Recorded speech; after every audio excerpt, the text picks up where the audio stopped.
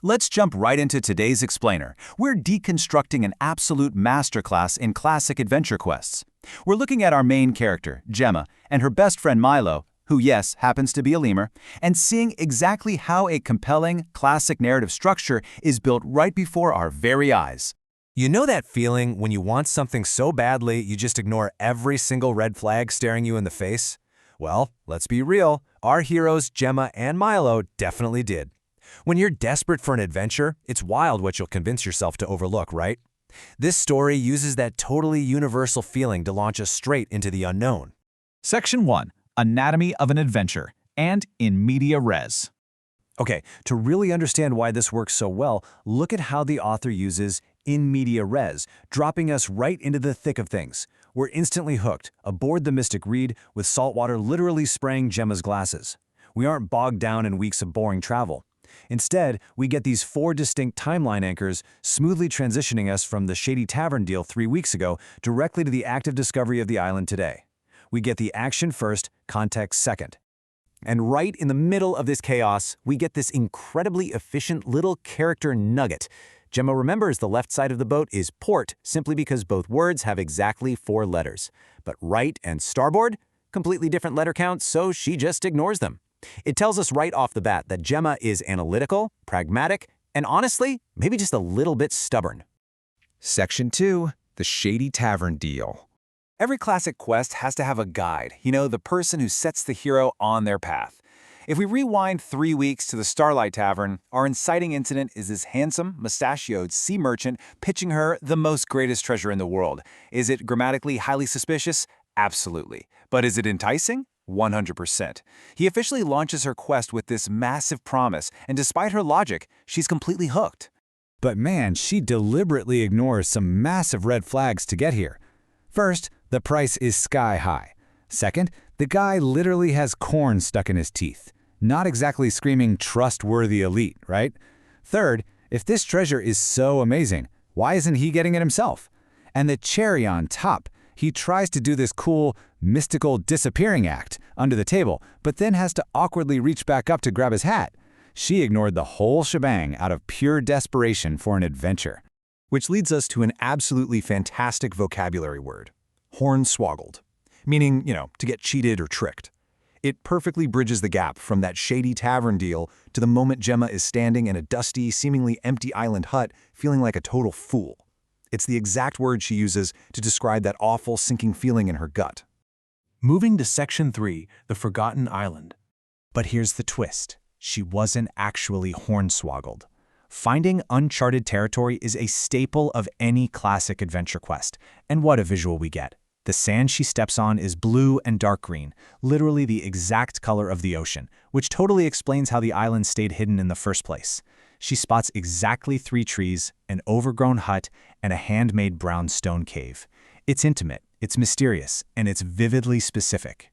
I just have to point out the hilarious dynamic between these two here. They accidentally break the hut's door, and Gemma actually apologizes to the empty room because, well, manners matter. Milo, he aggressively chugs a coconut, chucks the shell on the floor, and just moves on. He decided a long time ago that he's a lemur, so human etiquette simply does not apply to him.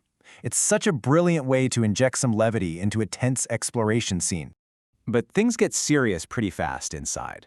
They find some mundane stuff, an empty tin box, clay bowls, but then they spot a warm fire pit. That is a real game changer. These tiny clues instantly ratchet up the tension because they prove our heroes are absolutely not alone. There's no golden idol yet, just terrifying evidence of recent life. As they decide to bolt from the hut and check the cave, the author throws in this brilliant bit of comedic pacing.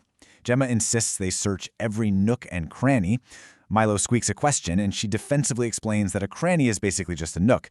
It's this fun, relatable bickering right before they step into danger. And, as the narrator kindly points out to us later, a cranny is actually entirely different from a nook. Section 4, the Cave and the Chest.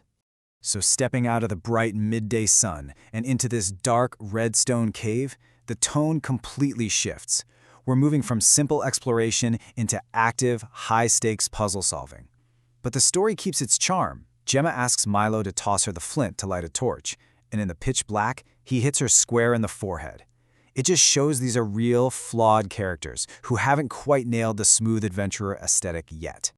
Once they finally get the torch lit, the dancing shadows reveal the ultimate puzzle in the center of the cave. We've got a wooden chest with gold trim, a really mysterious shimmering lock, and, hanging around Gemma's neck, a broken compass with a dead silver needle. Now watch how brilliantly the author executes this trope. As Gemma approaches the chest, her broken compass suddenly starts vibrating loudly. She pops the glass, easily pulls out the lifeless needle, and boom, the realization hits her. It was never a compass. That needle is the key. They took the classic map and compass trope and literally turned the compass into the physical key. Mind-blowing. But before she can even try the lock, Milo is jumping up and down excitedly. Gemma, bless her heart, thinks he wants her to bake him a muffin. Milo just scoffs and points at the chest. Gemma realizes he's saying use the needle on the lock, but totally defends herself by claiming his gesture looked exactly like his muffin dance. It's just another reminder of the hilarious depth and flaws in their unspoken bond. Section 5. The cliffhanger twist. All right, this is what it's all been building toward. Gemma lines up that twisted silver needle, turns it, and hears a satisfying click. The chest pops open, and what's inside completely shatters our classic quest expectations. No gold, no jewels, no scrolls, just a blanket of ripples. It is literally filled with dark, ancient water, and floating right in the very center is a tiny, eerie little boat. And before her brain can even process why there's a floating boat in a locked chest, she gets a super specific auditory clue. It's the unmistakable jingle of her old favorite bell, a sound she hasn't heard in many, many years.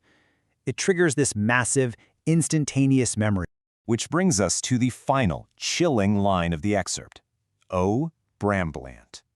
She suddenly knows exactly who's there, or at least what this means. It is a completely flawless cliffhanger that totally reframes the entire journey we just went on. So we are left with the ultimate questions. Who on earth is Bramblerot? Does this tie back to her parents leaving 15 years ago? And seriously, what does a tiny floating boat hidden by a guy in a shady tavern actually signify for this classic adventure quest? By blending visual clues, amazing character humor, and flipping tropes on their head, this story keeps us just as hooked as Gemma. Thanks for hanging out with me on this deep dive. Take a second to ponder the true nature of this wild adventure, and I'll catch you on the next explainer.